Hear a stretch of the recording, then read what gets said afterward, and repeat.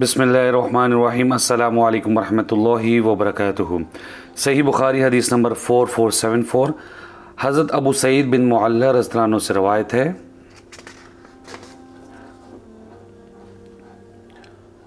انہوں نے کہا میں مسجد میں نماز پڑھ رہا تھا کہ رسول اللہ صلی اللہ علیہ وسلم نے مجھے آواز دی، لیکن میں اس وقت حاضر نہ ہو سکا۔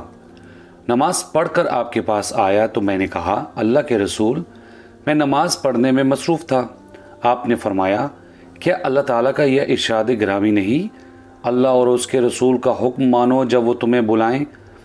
پھر فرمایا میں تیرے مسجد سے باہر جانے سے قبل تجھے ایک ایسی صورت بتاؤں گا جو قرآن کی تمام صورتوں سے بڑھ کر ہے۔ پھر آپ نے میرا ہاتھ تھام لیا۔ جب آپ نے مسجد سے باہر آنے کا ارادہ فرمایا تو میں نے عرض کی اللہ کے رسول، آپ نے فرمایا تھا میں تجھے ایک ایسی صورت بتاؤں گا جو قرآن کی تمام صورتوں سے بڑھ کر ہے۔ آپ نے فرمایا وہ صورت الحمدللہ رب العالمین یعنی فاتحہ ہے، یہی سبع مثانی اور قرآن عظیم ہے جو مجھے دیا گیا ہے۔